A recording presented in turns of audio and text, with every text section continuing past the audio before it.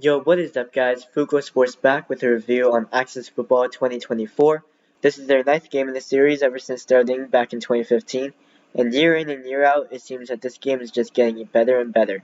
They continue to put an emphasis on gameplay while also adding tons of more customization features, allowing for the most unique experiences that any football game in the industry offers.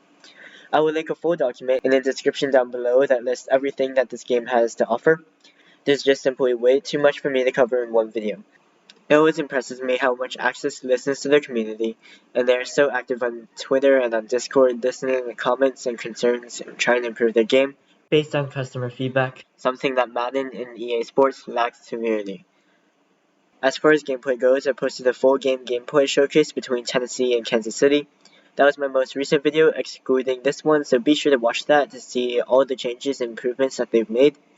As far as the highlights go, they've overhauled several aspects of on-field play, elevating the tackling, throwing, and catching systems, allowing for a more enjoyable gameplay experience. And this year, they focused on blocking, as now it is so much more realistic.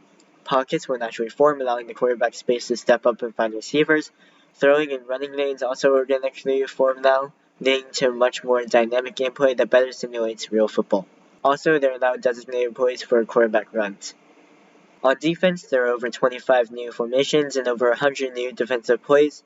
Several new coverages have also been added to the game, adding to the immersed gameplay that this year's game offers.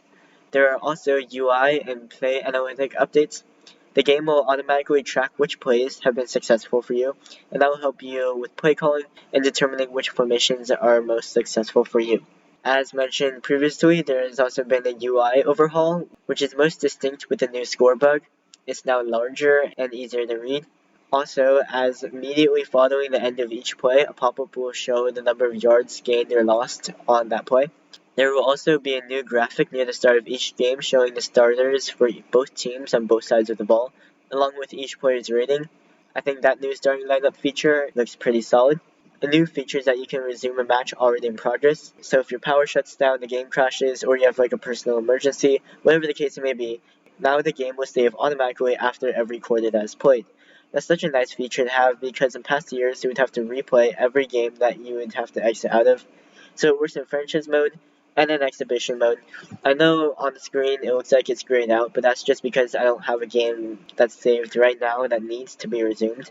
But obviously that feature will light up once resuming a match is a possibility. There has also been an overhaul in game difficulty, as this game has been notorious for an easy AI. This year's game has made significant changes that you'll definitely see. As far as levels go, it's the same thing as last year: Rookie, Pro, All-Star, and Hall of Fame. However, the adjustments that they've made better reflects the different difficulty levels. Also, for stadiums, they've added 2 new stadiums, one of them being Las Vegas, and then the other one being Louisiana. As you can see all the other stadiums. And there's also, for lower end PCs, there's a Philadelphia stadium that has a 2D crowd as opposed to all of these teams with 3D crowd, as that will hopefully help the frame rate. For customization, all of the base team rosters have been revamped with a lot of new faces on each team. Not all of the players have been renamed, I think most of them haven't, but there are new faces, and every single team and every single player, all of their ratings have been rebalanced to create a much more balanced play experience across the league. So yes, even returning players will have new ratings in the game. And backing out, they have also added, they have also added 50 new logos, over 50 new logos, allowing for a greater selection when creating your own team. They have also reorganized the logo categories that will make finding a particular logo easier. So in past games, it's just been the Axis base team logos, and then other logos from old team designs back in like 2016, 2017, or just generic symbols like hearts, diamonds, stuff like that. They've also had states, 50 states. They've had the names of cities, letters, but now it's organized better. So now these new categories are as follows: cats, dogs, birds, bears, reptiles, horned animals, miscellaneous animals, monsters, people, weapon, objects. Now go into the location abbreviations. and then stylized letters, and obviously the blocked letters, classic letters, italic letters, and symbol letters. So they did drop 50 logos of all the US states, but I don't think that's too big of a deal as they weren't really that popular to begin with. And then create a new team. You will also have the option to delete the team. This is an option that was not available in 2023, so you can just delete this team. And that's a nice feature because once you create a team, you really couldn't delete it. You could really only edit it. So the ability to delete custom teams is a nice feature that they've added. However, the main event lays in the playbook editor. They have a 2-year plan in place to bring more of an individual identity to each of the 36 base teams in the game for a more unique feel. They have changed attributes on the rosters, but now they've added a playbook editor. As you can see on the screen, it goes offense and defense, and then you can rename it however you want.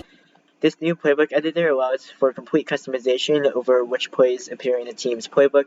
There are so many different formations that you can have. There's 8 formations, and then all of these types for each formation.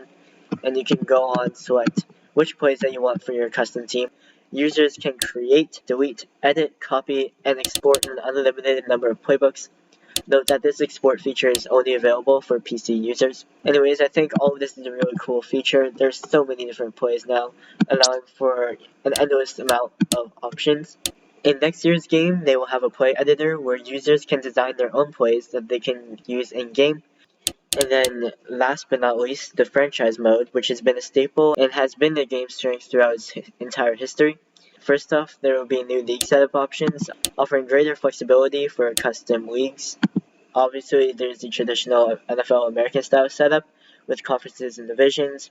That still remains along with the European style with tiers and relegations. But what's new is that both league types will offer a variety of different league sizes, differing from last year's fixed 32-team American League or 36-team European League. So you can now have sizes ranging from 18, 24, 30, and 36.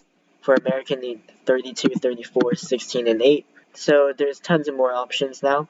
Also new to franchise mode is better AI logic, especially in trades and free agency. So they make trades, signings, and moves with each other, something that was missing in past games.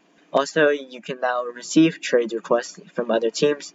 The schedule generator has also been rewritten to produce a more consistent and league-appropriate schedules and ensure that 1. Teams will not play each other in consecutive weeks, and 2. All other teams will have the same number of home and away games.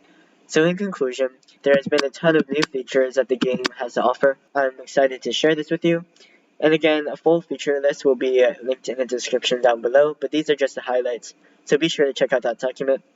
It amazes me to see how much this game has improved year in and year out, and how much they listen to their supporters in the community. Expect tons of new Access Football 2024 videos on my channel, and I'm really excited for the very bright future of not only Access Football, but the football gaming industry as a whole.